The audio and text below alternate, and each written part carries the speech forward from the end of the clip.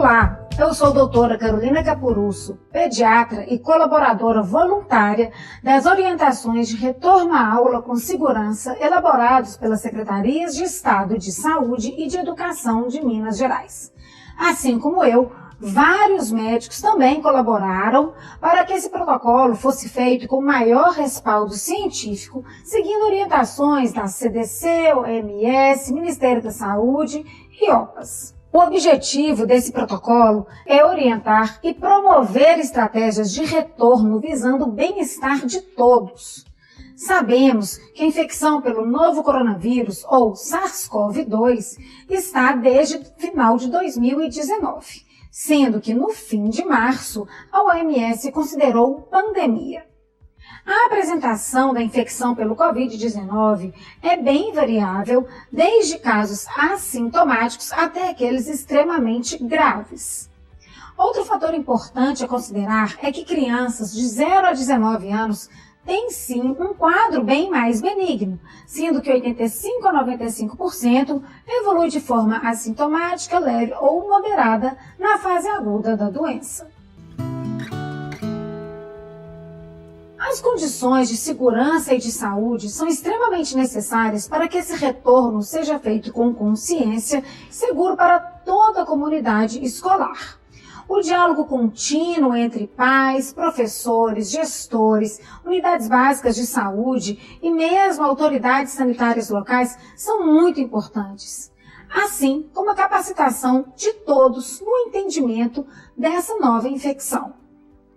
O que é importante a gente esclarecer para todos sobre os grupos de riscos, os sinais e sintomas, meios de transmissão, formas de prevenção e, obviamente, detecção e isolamento de casos suspeitos e confirmados para que não haja uma grande manifestação dessa doença. Quais seriam, então, os grupos de risco em pediatria? Seriam aqueles pacientes que podem evoluir, sim, com formas graves, e esses, preferencialmente, devem permanecer no ensino remoto ou comparecerão ao retorno presencial com liberação do médico para que haja esse conjunto médico, escola e família. São eles: lactentes até 1 ano, crianças portadoras de doenças crônicas como cardiopatias, pneumopatias, nefropatias e tantas outras, malformações complexas, síndromes genéticas como, por exemplo, a síndrome de Down, pessoas com imunidade baixa, seja primária, secundária ou mesmo por uso crônico de medicações e, claro, aqueles que têm condições especiais de saúde. Já os colaboradores e funcionários que se enquadram no grupo de risco, eles devem permanecer suspensos das atividades presenciais e realocados para algum serviço remoto. São eles: pessoas acima de 60 anos, gestantes, portadores de doenças cardíacas, pulmonares ou mesmo diabetes descompensadas, aqueles que têm doenças renais e hepáticas em estágio avançado, síndromes cromossômicas, alterações na imunidade e imunossupressão também secundária a doenças ou medicamentos, assim como a obesidade, que seria considerada o IMC acima de 40 kg por metro quadrado. Quais seriam os sinais e os sintomas da Covid-19, então, para que nós fiquemos alertas? Dor de cabeça, dor de garganta, perda de olfato e do paladar, náuseas, vômitos, diarreia, diminuição do apetite e, claro, os mais importantes e frequentes: febre, tosse e a própria dificuldade para respirar.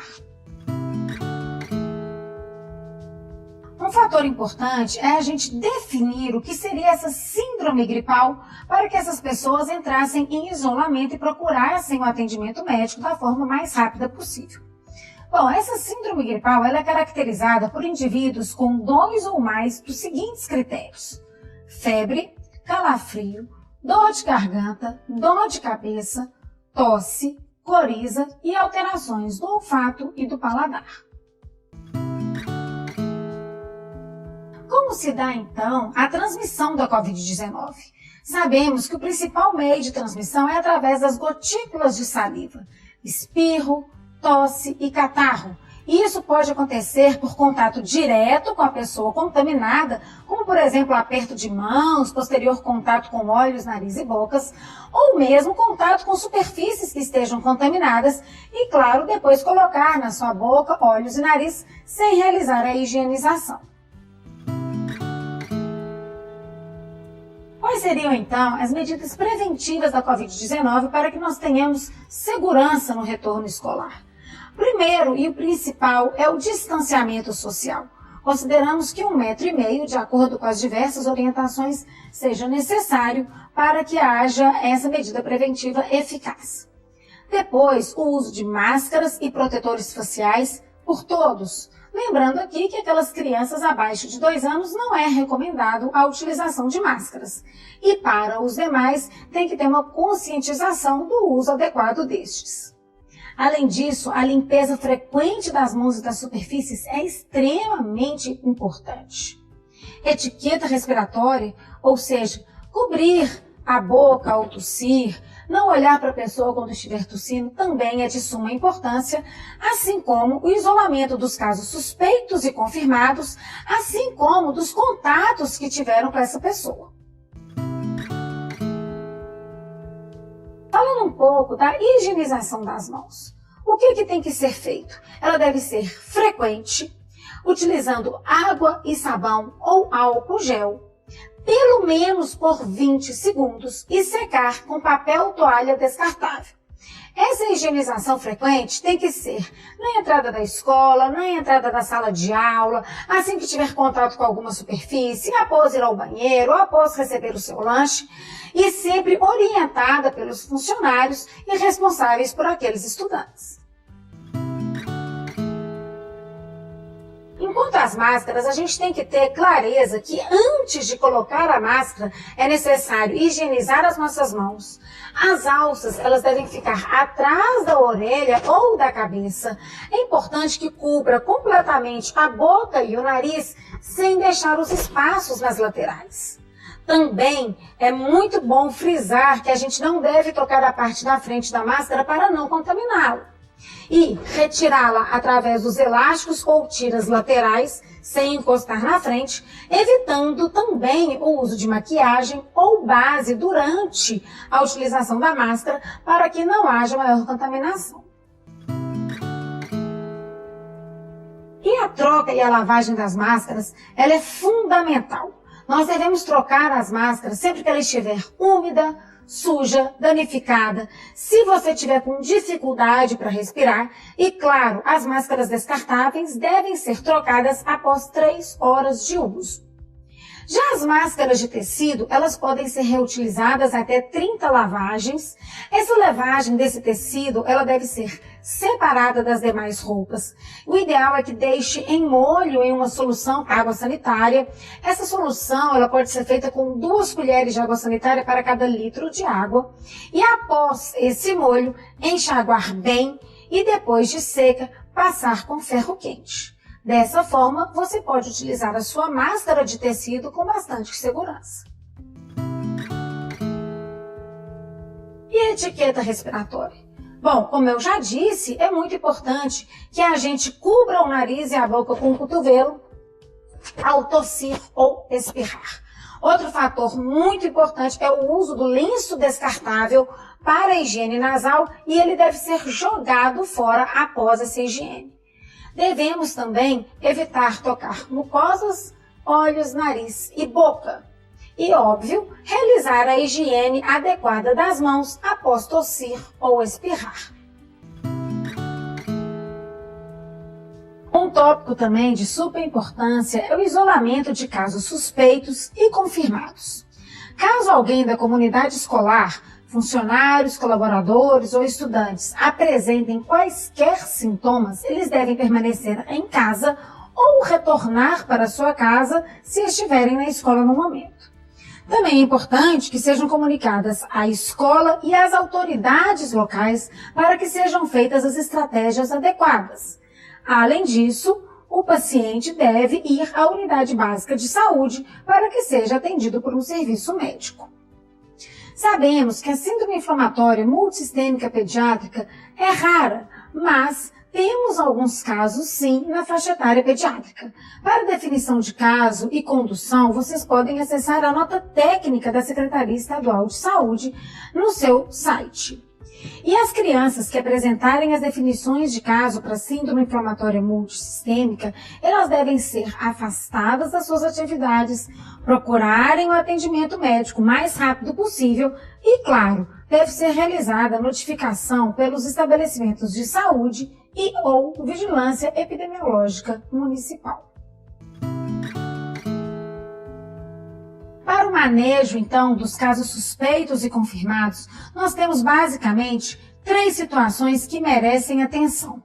Aquelas pessoas da comunidade escolar que estejam suspeitas ou confirmadas pela Covid-19 e sintomáticas, elas devem imediatamente comunicar à comunidade, afastar-se das suas atividades presenciais escolares e ser encaminhada para realizar o teste RT-PCR para detecção do vírus.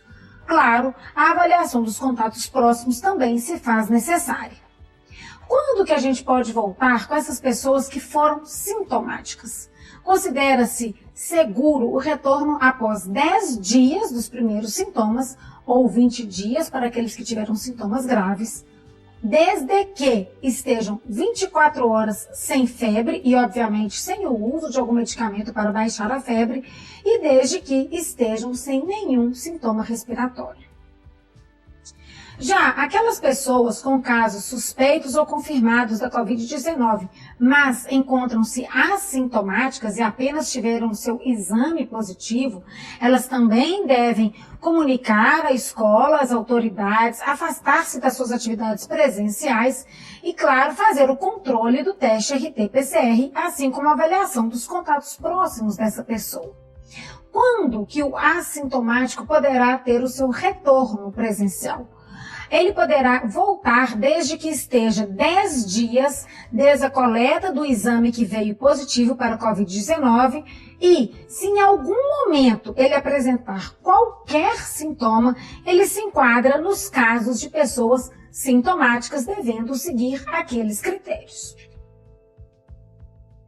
Um terceiro fator importante seria o isolamento de contatos próximos com pessoas suspeitas ou confirmadas do Covid-19. Esse contato próximo é considerado quando alguém com infecção de Covid-19 tem encontrado 2 dias antes a 10 dias depois da data do início destes sintomas ou da data da coleta do exame positivo. E quando que esse contato próximo poderia retornar às atividades presenciais? Eles podem retornar 14 dias desde o fim do último contato com essa pessoa com Covid-19, lembrando sempre que caso este contato apresente qualquer sintoma, ele será considerado e terá o manejo daqueles casos suspeitos ou confirmados sintomáticos. Já as orientações para a entrada escolar, elas são um pouco mais específicas. É importante fazer uma entrada escalonada. O que é isso? Algumas turmas com algumas diferenças de horários, preferencialmente por mais portões de entrada e de saída. É necessário disponibilizar recipientes em álcool gel na entrada também, assim como a aferição da temperatura corporal através do termômetro digital infravermelho.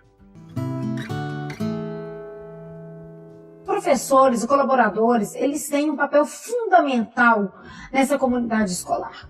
O que eles deveriam fazer? Higienizar as mãos ao chegar na unidade e antes de iniciar as suas atividades. Manter essa higienização frequente das mãos e orientar os seus alunos. Fazer o uso adequado da máscara, seja descartável ou máscara de tecido, assim como a face shield, ou protetor facial. Eles também devem orientar e auxiliar sobre o uso e retirada adequado dessas máscaras por todos. Supervisionar os ambientes compartilhados, evitando aglomerações e garantindo o distanciamento de 1,5 m, tanto entre os profissionais quanto os alunos. E, claro, não fazer o uso de armário compartilhado com nenhum colega. Os gestores e coordenadores, ele tem um ponto focal e multiplicador dessas recomendações. É necessário que eles estabeleçam uma interlocução com os pontos de atenção à saúde, que é a atenção primária de saúde, e acompanhar o retorno dessas crianças ou desse profissional da comunidade. Também é necessário que os gestores orientem sobre a suspensão das atividades presenciais de colaboradores de risco, assim como crianças que se enquadram em risco, garantir o cumprimento das medidas preventivas e, caso seja necessário, realização de reuniões, preferencialmente ao ar livre, por videoconferências ou telefones e mantendo sempre, caso presencial, distanciamento de 1,5 m. O reconhecimento e a notificação dos casos de síndrome gripal, assim como a orientação para procurar atendimento na unidade básica de saúde, também é muito importante que seja realizado por um gestor que mantenha o foco daquela comunidade. Maiores detalhes sobre esses protocolos vocês podem encontrar nos sites das Secretarias Estaduais de Saúde e de Educação. Os nossos compromissos são com a saúde e educação de todos. Obrigada.